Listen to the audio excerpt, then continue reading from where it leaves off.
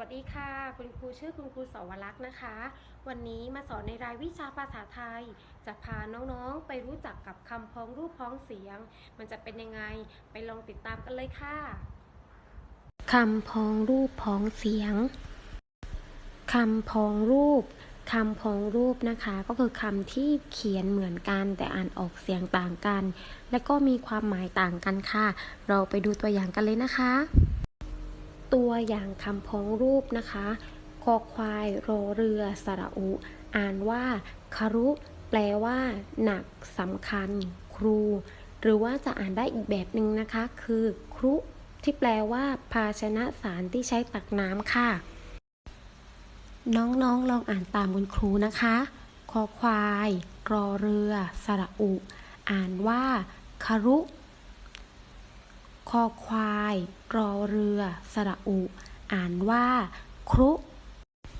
มาดูคำต่อไปกันเลยนะคะปอปลาไม่หันอากาศกอไก่สระเอาปอปลาไม้โทอ่านว่าปักเป้าแปลว่าชื่อปลาทะเลชนิดหนึ่งค่ะอีกแบบหนึ่งนะคะอ่านว่าปักกระเป้าแปลว่าชื่อว่าวชนิดหนึ่งค่ะน้องๆอ่านตามคุณครูนะคะปอปลาไม่หันอากาศกอไก่สระเอาปอปลาไม้โทอ่านว่าปักเป้าปอปลาไม่หันอากาศกอไก่สระเอาปอปลาไม้โทอ่านว่าปักกระเป้าจากตัวอย่างที่คุณครูยกมานะคะเราจะสังเกตว่าคำพ้องรูปทั้งสองคำเลยนะคะมีคำเขียนที่เหมือนกันแต่มีวิธีการอ่านแล้วก็ความหมายที่แตกต่างกันนะคะซึ่งทั้งหมดนี้นะคะก็จะเป็นลักษณะของคำพ้องรูปค่ะต่อไปเรามาดูเรื่องคำพ้องเสียงกันบ้างนะคะคำพ้องเสียงคือคำที่อ่านออกเสียงเหมือนกันแต่เขียนต่างกันและก็มีความหมายไม่เหมือนกันค่ะไปดูตัวอย่างกันเลยนะคะตัวอย่างคำพ้องเสียงค่ะน้องๆมาดูคำพ้องเสียงกันนะคะคำที่คุณครูยกตัวอย่างมาให้จะสังเกตว่าอ่านว่าการหมดเลยค่ะแต่ว่ามีการเขียนที่ไม่เหมือนกันแล้วก็มีความหมายที่ไม่เหมือนกันนะคะเรามาดูการตัวแรกกันเลยค่ะการตัวที่หนึ่งนะคะกอไก่สระอานอหนูค่ะแปลว่าตัดหรือรานนะคะการตัวที่สองค่ะกอไก่สระอาลอลิงแปลว่าเวลาค่ะส่วนการตัวที่สามนะคะกอไก่สระอารอเรือแปลว่ากิจธุระค่ะการตัวที่สี่นะคะกอไก่สระอารอเรือนอเนนการันอ่านว่าการเหมือนกันนะคะแปลว่าเหตุค่ะการตัวต่อมาค่ะกอไก่สระอานอหนูททหารการันค่ะแปลว่าบทกลอนค่ะส่วนการตัวสุดท้ายนะคะกอไก่สระอานอหนูต่อเต่าการันค่ะแปลว่าที่รักค่ะทั้งหมดนี้นะคะคือคำพ้องเสียงค่ะ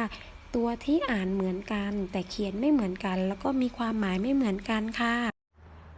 เป็นยังไงกันบ้างคะเด็กๆหลังจากที่เราเรียนเรื่องคำพ้องรูปพ้องเสียงไปแล้วไม่ได้ยากอย่างที่คิดใช่ไหมคะคุณครูมีเทคนิคง่ายๆนะคะในการจำคำพ้องรูปแล้วก็คำพ้องเสียงค่ะคำพ้องนะคะแปลว่าเหมือนถ้าว่าพ้องรูปก็แสดงว่ารูปเขียนที่เหมือนกันอย่างอื่นก็คือต่างกันเลยค่ะแต่ว่าถ้าพ้องเสียงก็แสดงว่าคำที่มีเสียงเหมือนกันอย่างอื่นก็คือต่างกันนะคะแค่นี้ง่ายๆเองค่ะเทคนิคของมันนะคะเพราะฉะนั้นเดี๋ยวเราลองไปทำแบบฝึกหัดกันดูค่ะว่า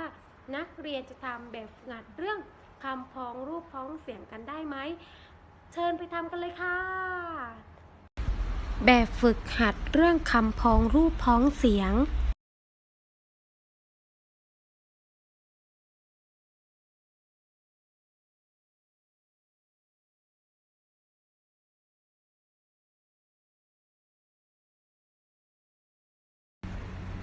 เดี๋ยวเรามาดูเฉลยกันนะคะว่าน้องๆสามารถทำแบบฝึกหัดได้กันกี่ข้อค่ะข้อที่1นะคะอ่านว่า